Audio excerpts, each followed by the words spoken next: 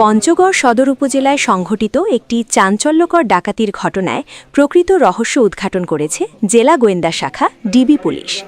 এই ঘটনায় জড়িত ৬ জনকে গ্রেফতার করা হয়েছে এবং লুণ্ঠিত মালামাল সহ ডাকাতির কাজে ব্যবহৃত দেশীয় অস্ত্র উদ্ধার করা হয়েছে। এদের মধ্যে একজন আদালতে স্বেচ্ছায় স্বীকারোক্তিমূলক জবানবন্দি দিয়েছেন। পঞ্চগড় থেকে আব্দুর রহিমের প্রতিবেদনে দেখুন বিস্তারিত। আজ শুক্রবার ৬ মার্চ সকাল ১১টায় পঞ্চগড় পুলিশ সুপার কার্যালয়ের সম্মেলন কক্ষে সংবাদ সম্মেলনে পুলিশ সুপার মোহাম্মদ রবিউল ইসলাম জানান, গত ২৭ ফেব্রুয়ারি ২০২৬ তারিখ রাত আনুমানিক ২টা ১০ মিনিটে পঞ্চগড় সদর উপজেলার হাফিজাবাদ ইউনিয়নের যুগিভিটা এলাকায় মফিজার রহমান কলেজের অধ্যক্ষ মোহাম্মদ নুরুল্লাহর বাড়িতে ডাকাত দল হানা দেয়। তারা অস্ত্রের মুখে পরিবারের সদস্যদের জিম্মি করে ঘরে থাকা আনুমানিক ৮ ভরি স্বর্ণালঙ্কার মূল্য প্রায় ২০ লাখ টাকা, নগদ ২,২০,০০০ টাকা এবং একটি স্মার্টফোন লুণ্ঠন করে পালিয়ে যায়। ঘটনার পর পঞ্চগড় সদর থানায় মামলা দায়ের করা হয়। ডিবি পুলিশের একটি দল তদন্ত শুরু করে। তথ্য প্রযুক্তির সহায়তায় তদন্ত চালিয়ে গত ৪ মার্চ গভীর রাতে পঞ্চগড়ের গাড়াতি ছিটমহল, পুকুরিডাঙ্গা সহ বিভিন্ন এলাকায় অভিযান চালিয়ে ঘটনায় জড়িত ৫ জনকে গ্রেফতার করা হয়। পরে তাদের দেওয়া তথ্যের ভিত্তিতে ৫ই মার্চ রাত ১টা ৩৫ মিনিটে মূল পরিকল্পনাকারী আলমকে তার নিজ এলাকা যুগিভিটা থেকে গ্রেফতার করা হয়। গ্রেফতারকৃতরা হল মুজিবর রহমান, রমজান আলী, সাদ্দাম হোসেন, আশিক, জুবায়ের ওরফে জিদান এবং আলম। পুলিশ সুপার মোহাম্মদ রবিউল ইসলাম জানান, গ্রেফতারকৃতদের তথ্য অনুযায়ী লুণ্ঠিত একটি স্মার্টফোন, একটি সিম কার্ড এবং ডাকাতির কাজে ব্যবহৃত একটি শাবল, একটি ছোট চাকু ও ২টি বড় ছোরা উদ্ধার করা হয়েছে। পুলিশ সুপার জানান, মূল পরিকল্পনাকারী আলম ভুক্তভোগী নুরুল্লাহর প্রতিবেশী। আর্থিক সংকটের কারণে তার মনে ক্ষোভ তৈরি হয় এবং অধ্যক্ষ নুরুল্লাহ হজে যাওয়ার সময় বাড়িতে ডাকাতির পরিকল্পনা করে। পরে সে তার সহযোগীদের নিয়ে পরিকল্পনা করে ডাকাতির ঘটনাটি ঘটায়। গ্রেফতারকৃত আলম আদালতে ১৬৪ ধারায় স্বেচ্ছায় স্বীকারোক্তিমূলক জবানবন্দি প্রদান করেছেন। বর্তমানে সাদ্দাম, জুবায়ের ওরফে জিদান, রমজান, মুজিবর ও আশিক ২ দিনের পুলিশ হেফাজতে রয়েছেন এবং আলম জেল হাজতে রয়েছেন। মামলার তদন্ত অব্যাহত রয়েছে বলে জানান তিনি।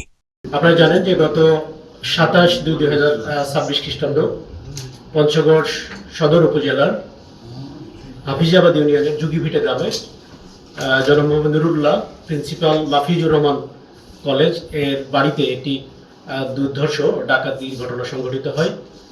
ওই দিন রাত্রি অনুমান ২টা ১০ ঘটিকার সময় একদল সশস্ত্র ডাকাত ওনার বাড়ির জানলার গ্রিল ভেঙে বাড়িতে প্রবেশ করে এবং বাড়ির সদস্যদেরকে অস্ত্রের মুখে জিম্মি করে তাদের বর্ণনা মতে ২,২০,০০০ টাকা, ৮ ভরি ওজনের বিভিন্ন ধরনের স্বর্ণালঙ্কার এবং একটি অ্যান্ড্রয়েড মোবাইল ফোন ডাকাতি করে নিয়ে যায়।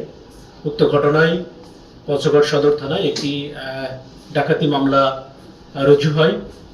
উক্ত ঘটনায় থানা পুলিশ এবং জেলা ডিবির একটি চৌকস দল তদন্তে নামে এবং তদন্তের বিভিন্ন আধুনিক কলাকৌশল ব্যবহার করে গত ৪/৩/২০২৬ তারিখ রাত্রি অনুমান ২টা থেকে ৩টার মধ্যে পঞ্চগড়ের গাড়াতি ছিটমহল, পুকুরিডাঙ্গা সহ বিভিন্ন জায়গায় অভিযান করে প্রাথমিকভাবে ৫ জন ডাকাতকে তারা গ্রেপ্তার করতে সক্ষম হয়। তাকে ব্যাপক জিজ্ঞাসাবাদ করলে সে এই পুরো ডাকাতির যে পরিকল্পনা এবং মূল ঘটনা সে পুলিশের কাছে স্বীকার করে এবং আদালতে সোপর্দ করা হলে বিজ্ঞ জুডিশিয়াল ম্যাজিস্ট্রেট নিকট সে ফৌজদারি কার্যবিধির ১৬৪ ধারা মোতাবেক স্বেচ্ছায় স্বীকারোক্তিমূলক জবানবন্দি প্রদান করে এবং সে যে তথ্য উক্ত জবানবন্দিতে দেয় সেটি হলো যে তার বাড়ি জনাব মোহাম্মদ নুরুল্লাহ যার বাড়িতে ডাকাতিটি সংঘটিত হয়েছে তার প্রতিবেশী মোহাম্মদ আলম এবং সে অত্যন্ত গরিব মানুষ।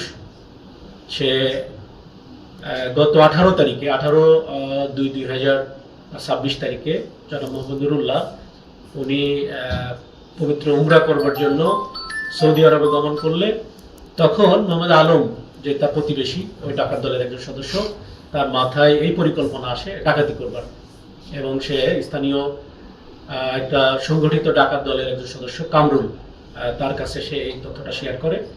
তখন কামরুল তাকে এই আশ্বাস দেয় যে তার কাছে জনবল এবং ডাকাতি করবার যে সরঞ্জামাদি সেগুলো আছে।